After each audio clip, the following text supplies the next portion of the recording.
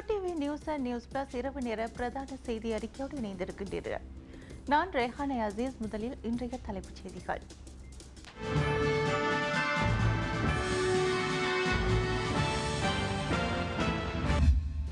நிவாரணம் பெறச் சென்ற மூவர் நெரிசலில் சிக்கி பலி.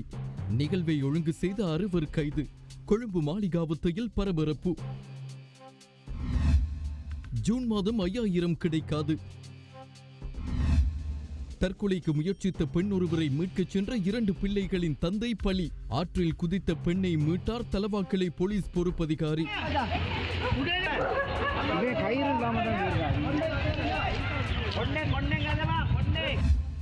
பிப்ரவரி மாத தண்ணீர் கட்டணத்தையே மார்ச் ஏப்ரல் மாதங்களுக்கும் செலுத்த முடியும் என அரசாங்கம் அறிவிப்பு.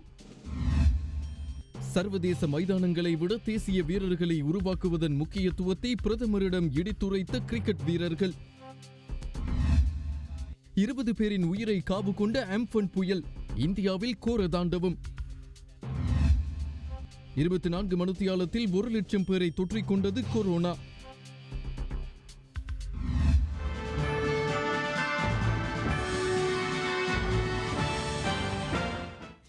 இனி விரிவான செய்திகளை பார்க்கலாம். கொழும்பு மாளிகாவத்தை பகுதியில் நிவாரணம் பெறச் சென்று சன நெரிசலில் சிக்கிய 3 பெண்கள் உயிரிழந்துள்ளனர். சன நெரிசலில் காயமடைந்த மேலும் 8 பேர் கொழும்பு தேசிய வைத்தியசாலையில் அனுமதிக்கப்பட்டுள்ளனர். இந்த சம்பவத்தோடு தொடர்புடையவர்கள் என்ற சந்தேகத்தின் பேரில் 6 பேர் கைது செய்யப்பட்டுள்ளதாக போலீஸ் ஊடகப் பிரிவு அறிவித்துள்ளது. கொழும்பு மாளிகாவத்தை ஜும்மா மஸ்ஜித் வீதியில் உள்ள தனியார் ஒருவருக்கு சொந்தமான களஞ்சிய சாலை ஒன்றில் இந்த சம்பவம் இன்று பிற்பகல் இடம்பெற்றுள்ளது. அங்கு 300க்கும் அதிகமானோர் குறித்த களஞ்சிய சாலைக்கு அழைக்கப்பட்டு நிவாரணம் வழங்கப்பட்டுள்ளது. இந்த கூட்டத்தில் சிக்கிய 3 பெண்கள் உயிரிழந்துள்ளதோடு மேலும் 8 பேர் காயமடைந்துள்ளனர். காயமடைந்த 8 பேரும் கொழும்பு தேசிய வைத்தியசாலையில் அனுமதிக்கப்பட்டுள்ளனர்.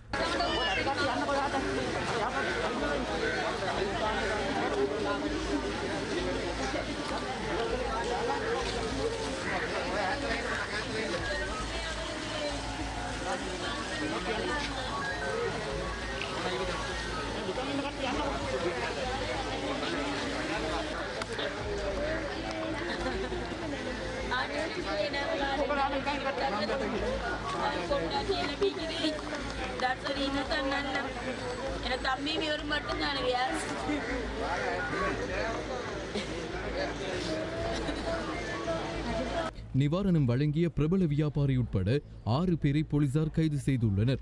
அதே நேரம் மாளிகாவத்தை போலீசார் அல்லது அந்த பகுதிக்கு பொறுப்பான கிராம சேவகர் அல்லது சுகாதார அதிகாரிகள் என யாருடைய அனுமதியையும் பெறாமல் இந்த நிவாரணம் வழங்கும் நிகழ்வு ஏற்பாடு செய்யப்பட்டிருந்ததாக விசாரணைகளில் தெரிய வந்துள்ளது.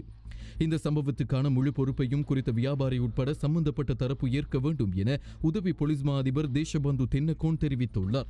ව්‍යාපාරික ස්ථාන ප්‍රේමීන්ට අවශ්‍ය බව කියලා දෙහිවල පොලිස් ස්ථානයේ ලබාගත්තු ඇඳරි නීති බලපත්‍රයක් සමග පුද්ගලින් 4 දෙනෙක් සමග තමයි මෙතෙන් ඇවිත් තියෙන්නේ. ජනතාවට මුදල් බෙදා දීමක් කරලා තියෙනවා මේ ප්‍රදේශීය අයට. ඉස්ලාම් මම හිතන්නේ රාමසාන උත්සවයට අදාළ වෙන්න ඕනේ සම්ප්‍රදායට අනුව කරලා තියෙනවා. යන මුදල් බෙදා දීන අවස්ථාවේදී මේ ස්ථානයේ ඇතුළේ තෙරපීමක් අනුව ආයතනයේ ඇතුළේ වෙලා තියෙන තෙරපීමක් අනුව කාන්තාව 3 දෙනෙක් මේ වෙද්දී මිය ගිහින් තිනවා. ඒ අය වයස අවුරුදු 65ට වගේ වැඩි අය බව තමයි දැන්ට වාර්තා වෙලා තියෙන්නේ. තවත් 8 දෙනෙක් තුවාල වෙලා රෝහල්ගත වෙලා ප්‍රතිකාර ලබන බව වාර්තා වෙලා තියෙනවා. මෙම ස්ථානයේ මේ විදිහේ ජනතාව ඒකරාශී වීමක් හෝ මුදල් බෙදා දීමක් වෙන බවට මාලිගාවත්ත පොලිස් ස්ථානයේ කිසිම දැනුම් දීමක් කරලා නැහැ. ඒ අනුව ඔබට පේනවද මේ ස්ථානයේ මේ වහපු දොර ඇතුලේ තමයි මේ සියල්ලම වෙලා තියෙන්නේ. 6 දෙනෙක් පොලිසිය විසින් අත්අඩංගුවට අරන් තිනවා මේ වෙද්දී. ඒ අය සම්බන්ධව මේ වගේ ජනතාව ඒකරාශී කරලා මේ වගේ කටයුත්තක් දැඩි නොසලකිල්ලෙන් හා සෞඛ්‍ය උපදෙස් නොසලකා හැරලා ක්‍රියා කිරීම සම්බන්ධයෙන් නිරෝධායන පන්තියටත් ඒ අයට විරුද්ධව දන්නේ සංග්‍රහය අනිකුත් වැරදි සම්බන්ධනොත් අධිකරණ ක්‍රියාමාර්ග ගැනීමට කටයුතු කරනවා.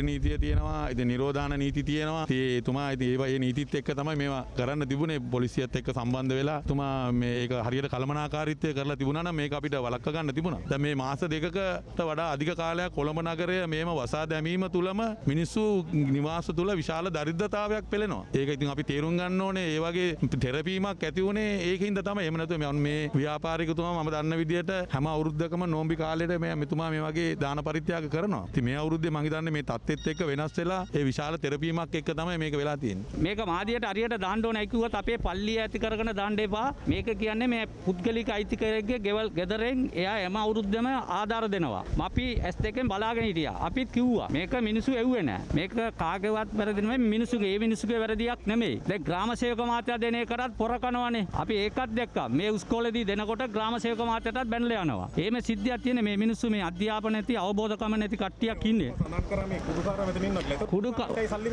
කුඩුකාරට සල්ලි බැදුවේ නෑ. උන් පොලිම ඇවිල්ලා ඉඳලා. කුඩු බොන කට්ටිය. උන් පොලියේ මත්ද්‍රව්‍ය ගාන කට්ටිය පොලිමට ආවා කියලා ඒ මිනිස්සු මොනා කරන්නද? மேல் மாகாணத்தில் ஊரடங்கு சட்டம் தொடர்ந்தும் அமலில் உள்ள நிலையில் கூட்டங்கள் கூடுவதற்கு அரசாங்கம் தடை விதித்துள்ள நிலையில் இவ்வாறு சமூக ஒன்றுகூடல்களை ஏற்பாடு செய்தது பெரும் சர்ச்சையை ஏற்படுத்தியுள்ளது.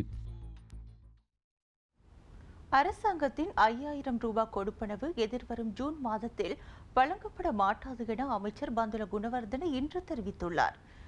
தேசிய தேர்தல்கள் ஆணைக்குழுவின் வேண்டுகோளுக்கு இணங்கவே இந்த கொடுப்பனவு ரத்து செய்யப்பட்டுள்ளதாகவும் தெரிவித்தார். கோவிட்-19 தாக்கத்தினால் நாட்டுக்குள் விதிக்கப்பட்ட ஊரடங்கு சட்டம் காரணமாக வருமானத்தை இழந்த சகலருக்கும் 5000 ரூபாய் கொடுப்பனவை வழங்க அரசாங்கம் முன்வந்தது. அதன்படி கடந்த ஏப்ரல் மற்றும் மே மாதங்களுக்கான கொடுப்பனவுகள் வருமானத்தை இழந்த சகலருக்கும் வழங்கப்பட்டன. வருமானத்தை இழந்து சகலருக்கும் வழங்கப்பட்டன என்ற கருத்து அரசு தரப்பில் முன்வைக்கப்பட்டாலும் சரியான வகையில் இந்த கொடுப்பனவு பகிர்ந்தளிக்கப்படவில்லை என்ற குற்றச்சாட்டும் முன்வைக்கப்படாமல் இல்லை. நாடாளுமன்றம் கலைக்கப்பட்டு 2020ஆம் ஆண்டுக்கான பொதுத் தேர்தல் அறிவிக்கப்பட்டுள்ள நிலையில் எதிர்வரும் ஜூன் மாதத்துக்காக வழங்கப்படுகின்ற 5000 ரூபாய் கொடுப்பனவு அரசியல் ரீதியாக மாறும் என முறைப்பாடுகள் கிடைத்துள்ளதாக தேசிய தேர்தல்கள் ஆணைக்குழு அரசாங்கத்துக்கு அறிவித்துள்ளது. தனியார் சிவில் அமைப்புகள் அரசியல் கட்சிகளின் செயலாளர்கள் என பல்வேறு தரப்பினரிடமிருந்து முறைப்பாடுகள் பல கிடைக்கப் பெற்றுள்ளதாக அரசாங்கத்துக்கு தேசிய தேர்தல்கள் ஆணைக்குழு அனுப்பியுள்ள கடிதத்தில் குறிப்பிடப்பட்டுள்ளது. எதிர்வரும் ஜூன் மாதத்துக்கான 5000 ரூபாய் கொடுப்பனவை வழங்க தேவை இருக்கிறதா என்ற நிலவரத்தை தேடி பார்க்குமாறும் தேசிய தேர்தல்கள் ஆணைக்குழு அறிவுறுத்தியுள்ளது. எனவே இந்த 5000 ரூபாய் கொடுப்பனவை ஜூன் மாதத்தில் வழங்கினால் அது அரசியலாக சித்தரிக்கப்படும் என்பதனால் அதனை வழங்காமல் இருக்க அமைச்சரவை முடிவு செய்துள்ளதாக அறிவிக்கப்பட்டுள்ளது. அமைச்சரவை முடிவுகளை அறிவிக்கும் செய்தியாளர் சந்திப்பில் வைத்து அமைச்சரவை பேச்சாளரும் அமைச்சருமான பந்துல குணவர்தன இதனை தெரிவித்தார். මැතිවරණ කොමිසමේ නියෝගයට ගරු කරමින් ජුනි මාසයේදී මේ පන්දායේ දීමනාව ගෙවීමට නොහැකි වන තත්ත්වයක් උද්ගත වෙලා තියෙන බව කැබිනට් මණ්ඩලය විසින් මට දැනුම් දෙන ලෙස අපිට දැනුම් දුන්නා. தலவாக்கலை போலீஸ் பிரிவுக்குட்பட்ட மேல்கொத்மலை நீர்த்தேக்கத்துக்குள் பாய்ந்து தற்கொலை செய்ய முயற்சித்த யுவதி ஒருவரை தலவாக்கலை போலீஸ் நிலைய பொறுப்பதிகாரி காப்பாற்றியுள்ளார். ஆனால் குறித்த யுவதியை காப்பாற்ற முன்னதாக நீர்த்தேக்கத்துக்குள் குதித்த ரிஸ்வான் என்ற 2 பிள்ளைகளின் தந்தை ஒருவர் மரணமடைந்துள்ளார்.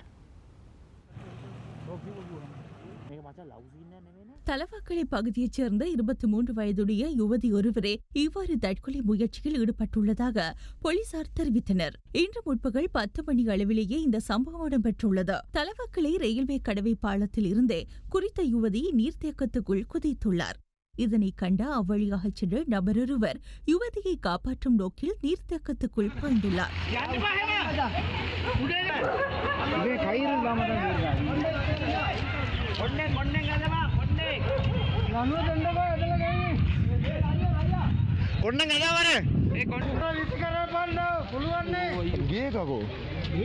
நீரில் மூழ்கிய யுவதியை மேலே இழுத்துவிட்டு அவர் நீருக்குள் சென்றுள்ளார். எதிர்ச்சியாக இதனை கண்ட போலீஸ் நிலைய பொறுப்பதிகாரி பாதுகாப்பு அங்கி அணிந்து கொண்டு யுவதியை காப்பாற்றியுள்ளார். எனினும் காப்பாற்றுவதற்காக முதலில் குதித்த நபர் காணாமல் போயுள்ளார். 32 வயதான 2 பிள்ளைகளின் தந்தையான ஆப்தின் ரிஸ்வான் என்பவரே இவ்வாறு உயிரிழந்துள்ளார். போலீசாரும் கடற்படையின் சுழியோடிகளும் ராணுவத்தினரும் இணைந்து குறித்த சடலத்தை மீட்டுள்ளனர். காப்பாற்றப்பட்ட யுவதி லிந்துலை வைத்தியசாலையில் சிகிச்சைக்காக அனுமதிக்கப்பட்டுள்ளார்.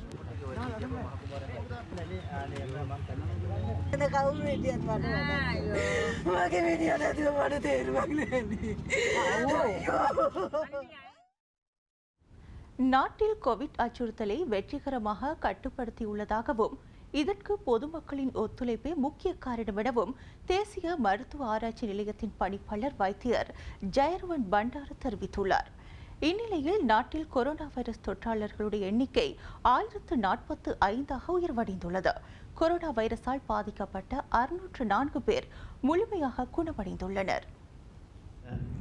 වැලිසර නාවික හමුදා කඳවුර සහ අනිකුත් හමුදා කඳවුරු ආශ්‍රිතව පවතින COVID-19 තත්ත්වය පිළිබඳව අප විසින් 4 දිනකින් සමන්විත සංගත විද්‍යාඥයින් පත්කිරීමෙන් අනතුරුව நாட்டில் கோவிட் தொற்றாளர்களுடைய எண்ணிக்கை 1000-ஐ கடந்திருந்தாலும் இதில் பெரும்பாலானோர் கடற்படையினர் என்பதால் நாட்டுக்குள் கோவிட் தாக்கம் கட்டுப்படுத்தப்பட்டுள்ளதாக சுகாதார சேவைகள் பணிப்பாளர் வைத்தியர் அனில் ஜாசிங்க தெரிவித்துள்ளார். மேலும் கடற்படையினரிடையே கோவிட் பரவலை கட்டுப்படுத்துதல் மற்றும் கடற்படை வீரர்களின் ஊடாக ஏனையவர்களுக்கு கோவிட் பரவாமல் தடுப்பது என்ற 2 விடயங்கள் குறித்து கவனம் செலுத்தப்பட்டுள்ளதாகவும் தெரிவித்துள்ளார். இந்நிலையில் நேற்றைய தினம் நாட்டில் கோவிட் தொற்றாளராக ஒருவரை இனம் காணப்பட்டிருந்தார். குறித்த நபர் குவைத்திலிருந்து நாடு திரும்பியவர் என்பதோடு விமான நிலையத்தில் மேற்கொள்ளப்பட்ட ஆரம்ப கட்ட PCR பரிசோதனையின் போதே கோவிட் தொற்றாளராக இனம் காணப்பட்டுள்ளார். இதேவேளை கோவிட் வைரஸை கண்டறிவதற்காக இலங்கையில் 47,521 PCR பரிசோதனைகள் மேற்கொள்ளப்பட்டுள்ளதாக சுகாதார மேம்பாட்டு பணியகம் தெரிவித்துள்ளது. நேற்றைய தினம் 1108 PCR பரிசோதனைகள் மேற்கொள்ளப்பட்டுள்ளன. இன்றைய தினம் கொழும்பு 6இல் கடற்கரை பாதுகாப்பில் கடமையாற்றும் கடற்படை வீரர்களிடம் PCR பரிசோதனைக்கான மாதிரிகள் பெறப்பட்டுள்ளன. இன்று மாலை 6 மணி வரையிலான நிலவரப்படி இலங்கையில் கொரோனா வைரஸ் தொற்றாளர்கள் எண்ணிக்கை 1030ஆக உயர்வடைந்துள்ளது. இன்றைய தினம் புதிதாக 2 கோவிட் தொற்றாளர்கள் இனம் காணப்பட்டிருந்தனர். இதில் 585 பேர் கடற்படையைச் சேர்ந்தவர்கள் என்பதோடு இதுவரை 237 கடற்படை வீரர்கள் பூரணமாக குணமடைந்துள்ளனர். மொத்தமாக கொரோனா வைரஸால் பாதிக்கப்பட்ட 604 பேர் இதுவரை குணமடைந்துள்ளனர். நாடளாவிய ரீதியில் உள்ள வைத்தியசாலைகளில் 415 பேர் தொடர்ந்தும் சிகிச்சை பெற்று வருகின்றனர். கோவிட் தொற்று இருக்கலாம் என்ற சந்தேகத்தின் அடிப்படையில் 139 பேர் நாடளாவிய ரீதியில் உள்ள வைத்தியசாலைகளில் சிகிச்சை பெற்று வருகின்றனர். இதேவேளை மாவட்ட ரீதியில் கொழும்பு மாவட்டத்திலேயே அதிக அளவிலானோர் இதுவரை பாதிக்கப்பட்டுள்ளனர். கொழும்பு மாவட்டத்தில் 150 பேரும், புத்தளம் மாவட்டத்தில் 35 பேரும், கம்பஹா மாவட்டத்தில் 36 பேரும், களுத்துறை மாவட்டத்தில் 34 பேரும் இனம் காணப்பட்டுள்ளனர். நாட்டில் கோவிட் தொற்றினால் பாதிக்கப்பட்டவர்களில் 57% கடற்படை வீரர்கள் என்பதோடு தொற்றாளர்களில் 58.7% இதுவரை குணமடைந்துள்ளனர். கோவிட் மரண வீதம் 0.87 அமைந்துள்ளது. மேலும் கோவிட் தொற்றினால் பாதிக்கப்பட்ட கடற்படை வீரர்களில் 40% குணமடைந்துள்ளனர். இந்நிலையில் தற்போதைய கோவிட் நிலவரம் தொடர்பில் தேசிய மருத்துவ ஆய்வுக்கூட நிறுவனத்தின் பணிப்பாளர் வைத்தியர் ஜெயருவன் பண்டார இவ்வாறு தெரிவித்துள்ளார். ලෝකේ කොවිඩ් ආසාදනය පාලනය කරපු ප්‍රබල විදිහට පාලනය කරපු රටවල් 14යි තියෙන්නේ. එකක් තමයි අපි දන්නවා වියට්නාමය. கோவிட் பரவலை உக்கிரமடையாமல் கட்டுப்படுத்திய நாடுகள் என்றால் அது வியட்நாம் மற்றும் இலங்கை. இதற்கு பாதுகாப்புத்துறை, சுகாதாரத்துறை மற்றும் பொதுமக்களுடைய ஒத்துழைப்பே முக்கிய காரணம். நாம் வழங்கும் அறிவுரைகள் மற்றும் சட்டத்திட்டங்களை பொதுமக்கள் சரியாக பின்பற்றியதால் எங்களால் கோவிட் பரவலை கட்டுப்படுத்த முடிந்தது. கடந்த 3 வாரங்களாக சமூகத்திலிருந்து கோவிட் தொற்றாளர் ஒருவர் இனம் காணப்படவில்லை. இனங்காணப்பட்டவர்கள் அனைவரும் தனிமைப்படுத்தல் நிலையங்களில் அல்லது நோயை கட்டுப்படுத்துவதற்காக அர்ப்பணிப்போடு கடமையாற்றிய ராணுவத்தின் வீரர்கள். நாட்டில் கோவிட்-19 தாக்கம் கட்டுப்படுத்தப்பட்டாலும் கோவிட் அச்சுறுத்தலுக்குள்ளான நாடுகளுடன் எமக்கு தொடர்புகளை ஏற்படுத்த வேண்டிய நிலையுள்ளது. எனவே தற்போது வழக்கமாக கொண்டுள்ள சுகாதார வழிமுறைகளை தொடர்ச்சியாக கடைபிடிக்க வேண்டியுள்ளது. මහජනතාව අප විසින් ලබා දෙන ලද උපදෙස් පනවන ලද නීති රීති ඉතාමත් හොඳින් කටයුතු කරපු හින්දා ඒවට අනුගත වෙච්ච හින්දා තමයි මේ රටේ කොවිඩ් පාලනය කරගන්නේ. அபுதாபியில் உள்ள இலங்கை தூதரகத்தில் பணியாற்றும் ஐவர் கோவிட் தொற்றினால் பாதிக்கப்பட்டுள்ளதை அடுத்து அபுதாபியில் உள்ள இலங்கை தூதரகம் மறு அறிவித்தல் வரை மூடப்பட்டுள்ளது. அறிவித்தல் ஒன்றை தூதரகம் இன்று வெளியிட்டுள்ளது. தூதரக அதிகாரிகள் ஐவருக்கு கொரோனா தொற்று உள்ளமை உறுதிப்படுத்தப்பட்டதை அடுத்து இந்த நடவடிக்கை மேற்கொள்ளப்பட்டதாக வெளிநாட்டு அலுவல்கள் அமைச்சின் ஊடக பேச்சாளர் ருவாந்தி தெல்பெட்டிய யூடிவிக்கு தெரிவித்தார். அவசர தேவைகளுக்காக தூதரகத்துடன் தொடர்பு கொள்ள விரும்புவோர் SLEMB@mfa.gov.lk என்ற மின்னஞ்சல் ஊடாகவோ 0097800119119 என்ற தொலைபேசி இலக்கத்தின் ஊடாகவோ தொடர்பு கொள்ள முடியும் என அறிவிக்கப்பட்டுள்ளது. அத்துடன் இயலுமானவரை மின்னஞ்சல் மூலம் தொடர்பு கொள்ளுதல் விரும்பத்தக்கது எனவும் தூதரகம் தெரிவித்துள்ளது.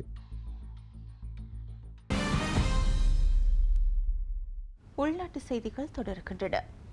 இவ்வாண்டின் பிப்ரவரி மாதத்துக்கான நீர்க்கட்டண பட்டியலில் உள்ள தொகைக்கு சமமான தொகையினை மார்ச், ஏப்ரல், மே மாதங்களுக்கும் செலுத்த முடியும் என நீர்வளங்கள் வடிகாலமைப்பு சபை அறிவித்துள்ளது. ரத்மலானையில் உள்ள நீர்வளங்கள் வடிகாலமைப்பு சபையின் தலைமை காரியாலயத்தில் அதன் தலைவர் நிஷாந்த ரணதுங்க தலைமையில் ஊடகவியலாளர் சந்திப்பு இன்று இடம்பெற்றது. மார்ச் மாதம் 20ஆம் தேதியிலிருந்து நாங்கள் ஏப்ரல் மாதம் 20ஆம் தேதி வரைக்கும் பார்வையாளர் வீடுகளுக்கு சென்று அவர்களுடைய மாநிலங்களில் வாசிக்கக்கூடிய நிலையை நாங்கள் இருக்கவில்லை. முதல் மாதங்களில் பாவித்த நீரின் பிரமாணத்தை சமமாக சேரித்து அதான மாதத்துக்குரிய பில்லை நாங்கள் தயாரித்தோம். அதன் பின் அடுத்த மாதம் சென்றபோது நாங்கள் அதற்குரிய மாளிகையை வாசித்து சரியான நீதியை எடுத்தோம். மாளிகையாளர்களுக்கு தேவையான பில்கள் மாதம் கிடைப்பெற்றது.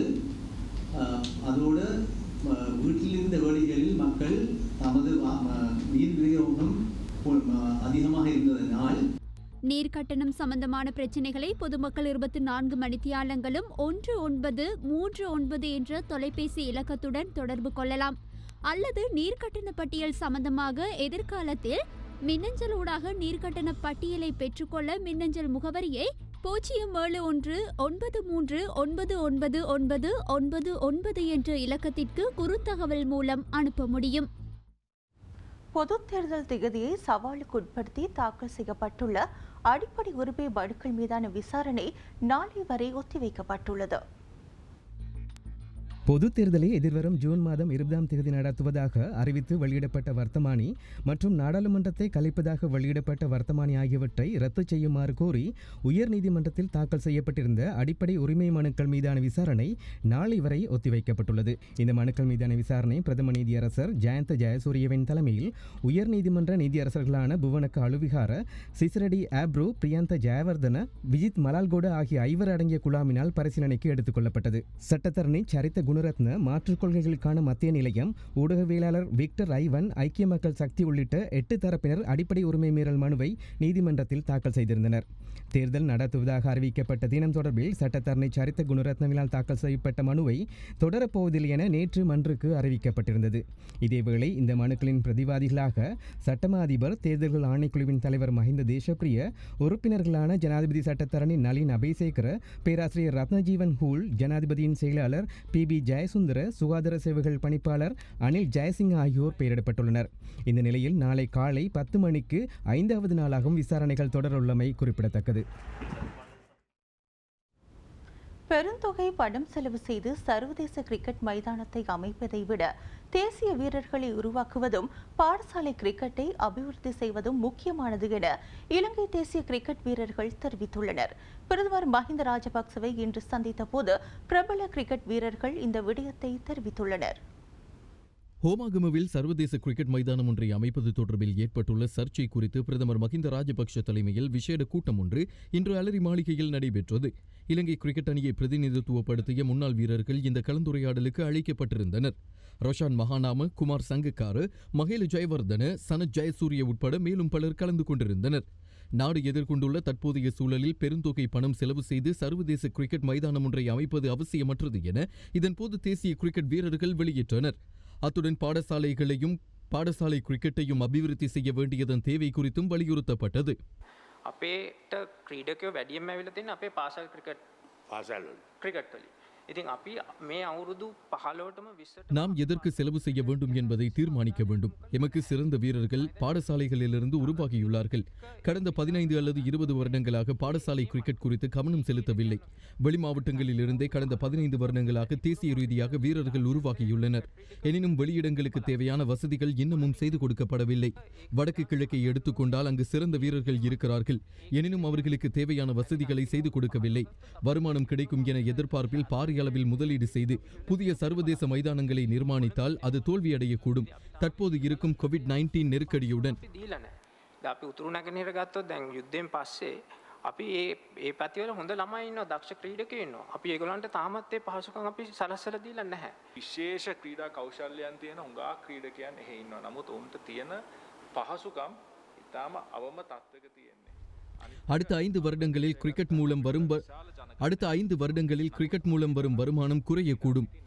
இந்த நிலையில் புதிய மைதானங்களுக்கு பாரிய முதலீடுகளை செய்வது சிக்கல்களை ஏற்படுத்தக்கூடும். அந்த பணத்தை பாடசாலை கிரிக்கெட்டில் முதலீடு செய்து தேசிய வீரர்களை உருவாக்க முடியும்.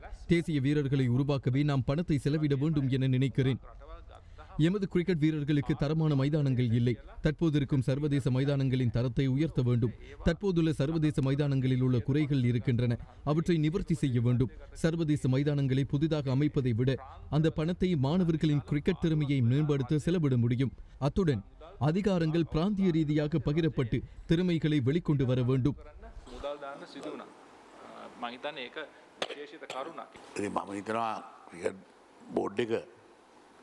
වැඩිපුර සල්ලි තියෙනවා නම් අරවටත් අනිත් ක්‍රීඩාවලටත් යොදවන්න පුළුවන් නම් ඒකෙන් කොටහක් මං හිතන්නේ ඒක ලොකු සේවයක් වෙනවා. මොකද අපිට කරදරයක් නැතුව තරඟ වලට ඉදිරිපත් වෙන්න පුළුවන්. ඉතින් ඇයට අත දෙන්න පුළුවන් කමක් තියෙන්න ඕන මේ ක්‍රිකට් බෝඩ් එකටත්. ක්‍රිකට් මොකද ඔයාලා උනන්දු වෙනකොට අනිත් අයත් ඒ ක්‍රීඩාවලට උනන්දු වීමක් ඇති වෙනවා.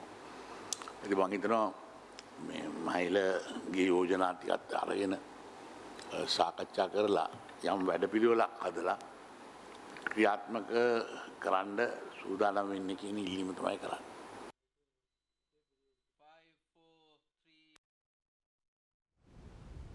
கொழும்பு கம்பா மாவட்டங்கள் தவிர்ந்த நாட்டின் ஏனைய 23 மாவட்டங்களில் அமுல்படுத்தப்பட்டிருந்த ஊரடங்கு சட்டம் இன்றும் அதிகாலை 5 மணிக்கு தளர்த்தப்பட்டுள்ளது. கொழும்பு கம்பா தவிர்ந்த ஏனைய மாவட்டங்களில் மாகாணங்களுக்கு இடையிலான பேருந்து சேவைகளும் இடம்பெற்றன. கொழும்பு மற்றும் கம்பஹா மாவட்டங்களில் மறு அறிவித்தல் வரை ஊரடங்கு சட்டம் அமலில் உள்ள நிலையில் ஏனைய மாவட்டங்களில் எதிர்வரும் 23ஆம் தேதி வரை இரவு 8 மணி முதல் காலை 5 மணி வரை தொடர்ந்தும் ஊரடங்கு சட்டம் அமல்படுத்தப்பட உள்ளது. கொழும்பு மற்றும் கம்பஹா மாவட்டங்களில் ஊரடங்கு சட்டம் அமலில் உள்ள போதிலும் மக்களின் வாழ்க்கையை இயல்பு நிலைக்கு கொண்டுவர நடவடிக்கை எடுக்கப்பட்டுள்ளது. கொழும்பு கம்பஹா தவிர்ந்த ஏனைய மாவட்டங்களில் இன்று மாகாணங்களுக்கு இடையிலான பேருந்து சேவைகளும் ஆரம்பிக்கப்பட்டுள்ளன. வடக்கு மாகாணத்துக்குள் மாவட்டங்களுக்கு இடையே மட்டுப்படுத்தப்பட்ட அளவில் தனியார் பேருந்து சேவைகள் வவுனியா புதிய பேருந்து நிலையத்திலிருந்து இன்றைய தினம் ஆரம்பிக்கப்பட்டுள்ளது. வடக்கு மாகாண பயணிகள் போக்குவரத்து அதிகார சபையின் அறிவுறுத்தலுக்கு அமைய சுகாதார நடைமுறைகளை பின்பற்றி ஆசன இருக்கைகளுக்கு அமைய தனியார் மற்றும் இலங்கை போக்குவரத்து சபை பேருந்து சேவைகள் இடம்பெற்றன. பயணம் செய்யும் போது பொதுமக்கள் சுகாதார நடைமுறைகளை பின்பற்றி முகக்கவசங்கள் கட்டாயமாக அணிந்து சுகாதார நடைமுறைகளை பின்பற்றினால் மட்டுமே பயணத்தை மேற்கொள்ள அனுமதிக்கப்படுகின்றனர். இதேவேளை இன்று காலை 6 மணியுடன் நிறைவடைந்த 24 மணித்தியாலங்களில் ஊரடங்கு சட்டத்தை மீறிய 668 பேர் கைது செய்யப்பட்டுள்ளனர். இதன்போது 248 வாகனங்கள் கைப்பற்றப்பட்டுள்ளன. ஊரடங்கு சட்டம் ஆரம்பிக்கப்பட்டு இன்று வரைக்கும் 61,049 பேர் இந்த ஊரடங்கு சட்ட விதிமுறைகளை மீறியமைக்காக கைது செய்யப்பட்டுள்ளனர். 17,949 பேருக்கு எதிராக இதுவரை வழக்கு தாக்கல் செய்யப்பட்டுள்ளதுடன் 6,706 பேர் இதுவரையில் தண்டனைக்கு உட்படுத்தப்பட்டு அவர்களுடைய வழக்குகள் முடிவு செய்யப்பட்டுள்ளன. மீதமுள்ளவர்களுக்கு எதிராக கூடிய விரைவில் நீதிமன்ற நடவடிக்கைகள் எடுப்பதற்குரிய நடவடிக்கைகள் எடுக்கப்பட்டு வருகின்றன. ஊரடங்கு சட்டம் கடந்த மார்ச் 20ஆம் தேதி அமல்படுத்தப்பட்டது முதல் நாட்டில் சட்டவிரோத மதுபான உற்பத்திகள் அதிகரித்துள்ளதாக போலீசார் தெரிவித்துள்ளனர். இதேவேளை ஹெட்டன், செனன் மற்றும் வெலியோயா தோட்ட பகுதிகளில் இயங்கி வந்த சட்டவிரோத கசிப்பு உற்பத்தி நிலையங்கள் 2ஐ சுற்றி வளைத்த ஹெட்டன் கலால் திணைக்கள அதிகாரிகள் 2 கைது செய்துள்ளனர். அத்துடன் கசிப்பு உற்பத்திக்காக பயன்படுத்தப்படும் 20 லிட்டர் கோடா உட்பட மேலும் சில உபகரணங்களும் கைப்பற்றப்பட்டுள்ளன.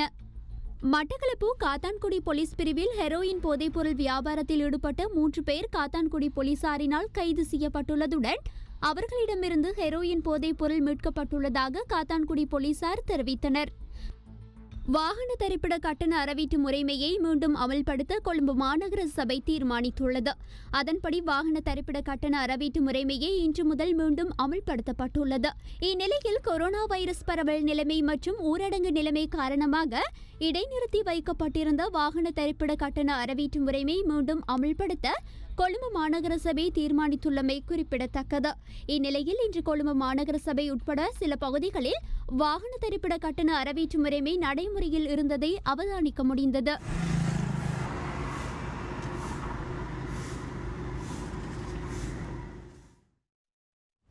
முல்லைத்தீவு வரலாற்று சிறப்புமிக்க வற்றாப்பளை கண்ணையம்மன் ஆலயத்தின் வருடாந்த பொங்கல் விழாவில் பங்கேற்போரின் எண்ணிக்கை மட்டுப்படுத்தப்பட்டுள்ளது. இம்முறை 75 பேருக்கு மட்டுமே அனுமதி வழங்கப்பட்டுள்ளதாக மாவட்ட செயலாளர் விமலநாதன் தெரிவித்துள்ளார். வற்றாப்பளை கண்ணகியம்மன் ஆலயத்தின் தீர்த்தம் எடுக்கும் உற்சவம் ஜூன் 1ஆம் திகதியும் பொங்கல் உற்சவம் 8ஆம் திகதியும் இடம்பெறவுள்ளது. ஆலய உற்சவ காலத்தில் கொரோனா வைரஸிலிருந்து பாதுகாப்பது தொடர்பிலும் உற்சவத்திற்கான கட்டுப்பாடுகள் தொடர்பிலும் விசேட கலந்துரையாடல் மாவட்ட செயலகத்தில் இன்று நடைபெற்றது. தீர்த்தவ உற்சவத்திற்கு 30 பேரும் பொங்கல் உற்சவத்திற்கு 75 பேரும் கலந்து கொள்வதற்கு இதன்போது அனுமதி அளிப்பதென தீர்மானிக்கப்பட்டது. பெருந்திரளான பொதுமக்கள் ஆலயத்திற்கு வருகை தருவதும் நேர்த்திக்கடன் செய்வதும் அன்றைய தினம் முழுமையாக தடை செய்யப்பட்டுள்ளது. முக்கியமாக பொதுமக்கள் கூடுதலாக கூடுகின்ற போது அவ்வாறு பிரச்சனைகள் வருவதற்கு வாய்ப்பிருக்கலாம் என்பதனால் பொதுமக்களை தவிர்த்து நிர்வாகத்தினரும் முக்கியமான நோன்புகாரரும் ஒன்றிணைந்து பாரம்பரியமாக இடம்பெறுகின்ற அனைத்து பொங்கல் நிகழ்வுகளையும் மேற்கொள்வதற்கு இன்றைய கூட்டத்திலே தீர்மானம் எடுக்கப்பட்டிருக்கின்றது. உற்சவம் நிர்வாக உறுப்பினர்களோடு மட்டுப்படுத்திய ரீதியில் இந்த திருவிழா நடைபெறும். பொதுமக்கள் எந்த விதத்திலேயும் பங்களிப்பு செய்வதற்கான அனுமதி வழங்கப்பட மாட்டாது. தீர்த்தமெடுத்தல் என்ற நிகழ்வு ஜூன் மாதம் 1ஆம் தேதி பகல் 3 மணிக்கு ஆரம்பித்து பொங்கல் தினம் 8ஆம் தேதி திங்கட்கிழமை அதிகாலை 4 மணியிலே இருந்து ஆரம்பித்து மறுநாள் 9ஆம் தேதி காலை 6 மணி வரை நடைபெற இருக்கின்றது என்பதும் மக்கள் கூடாமல் எங்களோடு சேர்ந்த காட்டா விநாயகர் முள்ளியவளை விநாயகர் ஆலயமும் மக்களை கூட விடாமல் நிர்வாக மட்டத்திலே செய்ய வேண்டிய எல்லா கிருத்தியங்களையும் எல்லா காரியங்களையும் சரிவர வளமை போல செய்ய இருக்கின்றோம். இதனாலே மக்கள் கூட வேண்டாம் என்பதை மிகவும் கவலையோடு. அடுத்து சர்வதேச செய்திகள்.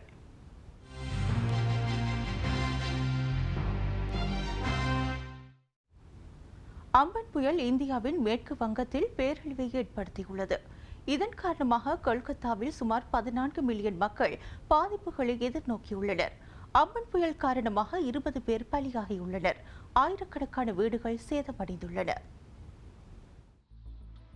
அம்பன் புயலிலிருந்து மக்களை பாதுகாப்பதற்கு இந்திய அரசாங்கம் பாதுகாப்பான நடவடிக்கைகளை மேற்கொண்டிருந்தது. எனினும் தெற்கு கொல்கத்தாவில் புயல் பெரும் தாக்கத்தினை ஏற்படுத்தியுள்ளது. மேற்கு வங்கத்தின் கரையோர பகுதிகளில் அம்பன் புயல் மணிக்கு 185 கிலோமீட்டர் வேகத்தில் வீசியதாக இந்திய ஊடகங்கள் செய்தி வெளியிட்டுள்ளன. அங்கு 14 மில்லியன் மக்கள் மின்சார தொலைத்தொடர்பு வசதிகளை இழந்துள்ளனர். அத்துடன் வீடுகள் கட்டிடங்களுக்கும் பாதிப்பு ஏற்பட்டுள்ளது. மின்சார கம்பங்கள் சாய்ந்து வீழ்ந்துள்ளன. கடும் புயலோடு மழை பெய்ததால் வீதிகள் வெள்ளத்தில் மூழ்கியுள்ளன. அந்த அதிதீவிர புயல் கரையை கடப்பதற்கு முன்னதாகவே முன்னெச்சரிக்கை நடவடிக்கையாக சுமார் 30 லட்சம் மக்கள் பாதுகாப்பான பகுதிகளுக்கு அழைத்து செல்லப்பட்டுள்ளனர். எனினும் புயல் கரையை கடந்த இரு நாட்டு பகுதிகளிலும் கொரோனா வைரஸ் காரணமாக அமுலில் உள்ள பல்வேறு விதிமுறைகள் மீட்பு பணிகளை மேற்கொள்வதில் தாமதத்தை ஏற்படுத்தியுள்ளது. மேலும் கோவிட்-19 பரவல் மற்றும் சமூக விலகல் ஆகியவற்றால் லட்சக்கணக்கான மக்களை குடிபெயர செய்வதிலும் முகாம்களில் உள்ள முழு கொள்ளளவை பயன்படுத்துவதிலும் அதிகாரிகள் கடும் சிரமத்தினை எதிர்கொண்டு வருகின்றனர். 1999ஆம் ஆண்டுக்கு பிறகு வங்காள விரிகுடாவில் உருவான முதல் அதிதீவிர புயலான அம்பான் கரையை கடந்துவிட்டாலும் கூட அது இன்னமும் அதிதீவிர புயலாகவே நீடிக்கின்றது. இந்நிலையில் கரையோரத்தில் இருந்து சுமார் 10 முதல் 15 கிலோமீட்டர் தூரத்தில் சில பகுதிகள் வெள்ளத்தில் மூழ்கக்கூடும் என்று இந்தியாவின் வானிலை ஆய்வு மையத்தின் தலைவர் தெரிவித்துள்ளார். மேற்கு வங்கத்தின் திகாவுக்கும் வங்கதேசத்தின் ஹெட்டியா தீவுகளுக்கும் இடையே சுந்தரவன காட்டுக்கு அருகே நேற்று பிற்பகல் 2:30 மணியளவில் கரையை கடக்க தொடங்கிய இந்த புயல் கொல்கத்தா நகரையும் பதம் பார்த்துவிட்டது. சுமார் 185 கிலோமீட்டர் வேகத்தில் காற்று வீசியவாறு கரையை கடந்த அம்பான் இன்று வங்கதேசத்தை நோக்கி நகர்ந்தது. பிறகு பூட்டானையும் நோக்கி செல்லும் என்று கருதப்படுகின்றது. இன்னும் 300 மில்லிமீட்டர் வரை மழை பெய்யக்கூடும் என்றும் இதனால் வெள்ளம் மற்றும் மண் சரிவு ஏற்படும் அபாயம் உள்ளதாகவும் வானிலை ஆய்வாளர்கள் எச்சரிக்கை விடுத்துள்ளனர்.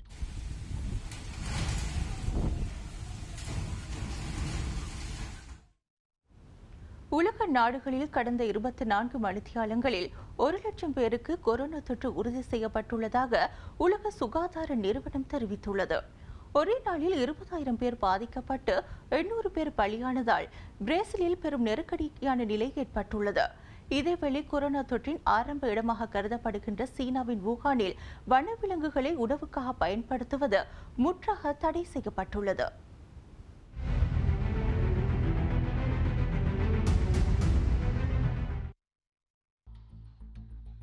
உலகளாவிய ரீதியில் கொரோனா தொற்றுக்கு உள்ளானோரின் எண்ணிக்கை 51 லட்சமாக பதிவாகியுள்ளதுடன் 3,29,000 பேர் பலியாகியுள்ளனர். மேலும் 20 லட்சம் பேர் கொரோனா தொற்றிலிருந்து குணமடைந்துள்ளனர். அமெரிக்காவில் தொற்றுடைய 22,140 பேர் நேற்று அடையாளம் காணப்பட்ட அதேவேளை 1,403 உயிரிழப்புகள் பதிவாகியுள்ளன. அமெரிக்காவில் கொரோனா தொற்றுக்கு உள்ளாவோரின் எண்ணிக்கை நாளுக்கு நாள் அதிகரிப்பதை அடுத்து சீனா மீது கடும் விமர்சனங்களை அந்நாட்டு அரசாங்கம் முன்வைத்து வருகின்றது. சீனாவின் பொருளாதார கொள்கைகள், ராணுவ கட்டமைப்பு, போலியான பிரசாரங்கள் மற்றும் மனித உரிமை மீறல்கள் தொடர்பில் வெள்ளை மாளிகை இன்று குற்றச்சாட்டுகளை முன்வைத்தது. அமெரிக்க ஜனாதிபதி தேர்தல் ஜோ பிடனை வெல்ல வைப்பதே சீனாவின் நோக்கம் என்றும் அதற்காக சீனா போலி பிரச்சாரங்களை மேற்கொள்வதாகவும் டொனால்ட் ட்ரம்ப் குற்றச்சாட்டை முன்வைத்தார். இது தொடர்பிலான அவரது ட்விட்டர் பதிவு சர்வதேச ரீதியில் பேசுபொருளாக மாறியுள்ளது. இந்நிலையில் கொரோனா தொற்றின் ஆரம்ப இடமாக கருதப்படுகின்ற சீனாவின் வூகானில் வனவிலங்குகளை உணவுக்காக பயன்படுத்துவது முற்றாக தடை செய்யப்பட்டுள்ளது. அத்துடன் வனவிலங்குகளை வேட்டையாடுதல், வளர்த்தல் ஆகியவற்றிற்கும் அந்நாட்டு அரசாங்கம் தடை விதித்துள்ளது. இதேவேளை பிரேசிலில் நேற்று மாத்திரம் 21,472 பேர் கொரோனா தொற்றுக்கு உள்ளாகியுள்ளனர். கொரோனா தொற்றினால் பாதிப்புக்கு உள்ளானோரின் வரிசையில் பிரேசில் அமெரிக்காவுக்கு அடுத்த இடத்திற்கு முன்னேறலாம் என ஆய்வாளர்கள் எச்சரிக்கை விடுத்துள்ளனர். ரஷ்யாவில் கொரோனா தொற்றினால் பலியானோரின் எண்ணிக்கை 3,000ஐயும் தாண்டியுள்ளது. அங்கு கடந்த 24 மணித்தியாலங்களில் 127 பேர் உயிரிழந்துள்ளனர். அத்துடன் 8,849 பேர் புதிதாக அடையாளம் காணப்பட்டதை அடுத்து பாதிக்கப்பட்டோரின் மொத்த எண்ணிக்கை 3,17,554 பதிவாகியுள்ளது. கம்போடிய அரசாங்கம் Iran, Italy, German, Spain, France, America ஆகிய நாடுகளுக்கான பயண தடையை நீக்கியுள்ளது. குறித்த நாடுகளிலிருந்து வருகை தருவோர் கோவிட்-19 தொடர்பில் நட்சான்று பத்திரத்தை கொண்டுவர வேண்டியது அவசியம் எனவும் அறிவிக்கப்பட்டுள்ளது. இதேவேளை ஜப்பானின் ஏற்றுமதி கடந்த ஏப்ரல் மாதத்தில் 22% வீழ்ச்சியடைந்துள்ளது. அதன் இறக்குமதியும் 7% வீழ்ச்சியடைந்துள்ளதாக அந்நாட்டு நிதியமைச்சு இன்று அறிவித்துள்ளது. கோவிட்-19 தொற்றை சிறப்பாக கட்டுப்படுத்திய நாடு என்று பாராட்டப்பட்ட தென்கொரியாவில் பல்வேறு பாதுகாப்பு நடவடிக்கைகளுடன் மீண்டும் பாடசாலைகள் ஆரம்பிக்கப்பட்டுள்ளன. மெதுவாக இயல்பு நிலைக்கு திரும்பும் தென்கொரியா பெரும் எதிர்பார்ப்புக்கு மத்தியில் நேற்று புதன்கிழமை பாடசாலைகளை மீண்டும் திறந்துள்ளது. வழமை போல் அல்லாது வகுப்பறைகள் மற்றும் சிற்றுண்டி சாலைகளிலும் பிளாஸ்டிக் திரைகள் போடப்பட்டு மாணவர்களின் இடைவெளி பேணப்படுகின்றது.